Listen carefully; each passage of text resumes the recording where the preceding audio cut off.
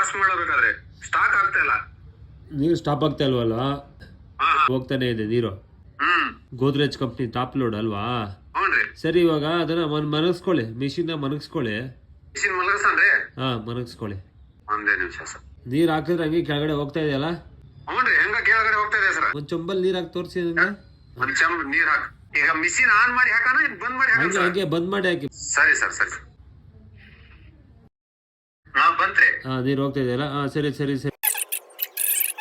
Machine bend ಮಾಡಿ ಕೆಳಗಡೆ ಒಳಗಡೆ ಈ ಪೈಪ್ ಬಂದಿದೆ ನೋಡಿ. ಇವಾಗ ಪೈಪ್ ಎಲ್ಲಿಂದ ಎಲ್ಲಿಗೆ ಬಂದಿದೆ ನೋಡಿ, ಅದಲ್ವಾ? ಅದ್ರೊಳಗಡೆ ಅದ್ ಕ್ಲಾಂಪ್ ತೆಗಿರಿ.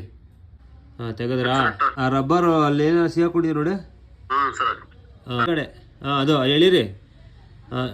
ಅಲ್ಲ, ಹಂಗಲ್ರಿ, ಏನೋ ಕಾಯಿನ್ ಗಿನ್ ಸಿಗಾಕೊಂಡಿರುತ್ತೆ. ಬರ್ತಾ ಇಲ್ಲ. ಎಳಿರಿ, ಬರ್ತಾ ಇಲ್ವಾ? ಎಳಿರಿ ಅದನ್ನ ಏನೋ ಜೋರಾಗಿ. ಎಳಿರಿ. ಇವಾಗ ಬೆರಳಾಕಿ ಅಲ್ಲಿ.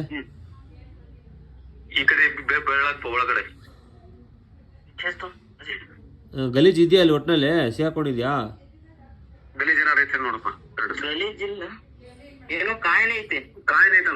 ಕಾಯಿನ್ ಐತಾ? ಅದೇ ಹೇಳ್ತಾರೆ. ಬಂತಾ?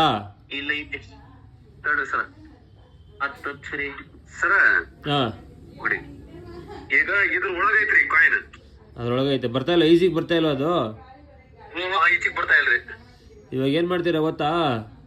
ಆ ಮುಂದ್ಗಡೆ ರೊಟೇಟ್ ಇದೆಯಲ್ಲ, ರೊಟೇಟು ಚಕ್ರ ತರ ಇದೆಯಲ್ಲ, ಚಕ್ರ ತರ, ಅದು ಲೂಸ್ ಮಾಡಿ ತಿರ್ಗಾ ಹಂಗೆ ಹಾಕ್ಬೇಕು. ನೋಡ್ಕೊಳ್ಳಿ, ಆಮೇಲೆ ಕಷ್ಟ ಆಗುತ್ತೆ ಸ್ವಲ್ಪ. ಅದು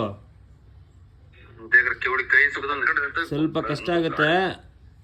ನೀಟಾಗಿ ಥ್ರೆಡ್, ರಾಂಗ್ ಥ್ರೆಡ್ ಹಾಕಿದ್ರೆ ಹೋಗ್ಬಿಡುತ್ತೆ. ಆಮೇಲೆ ತಿರ್ಗಾ ಐಟಮ್ ಎಲ್ಲ ತರಬೇಕಾಗತ್ತೆ.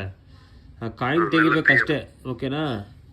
ಈ ಥ್ರೆಡ್ ನೀಟಾಗಿ ಬಿಚ್ಚಿದ್ರೆ ತಿರ್ಗಾ ನೀಟಾಗಿ ಹಂಗೆ ಹಾಕ್ಬೇಕು.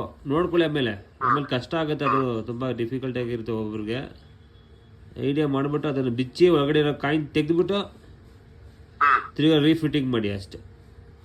ಸರಿ ಸರ್, ಸರಿ. ಹಾಂ, ಸರಿ ಸರಿ. ಮಾಡ್ತೀನಿ ಸರ್, ಮಾಡ್ಬಿಟ್ಟು ಫೋನ್ ಮಾಡ್ತೀನಿ. ಓಕೆ.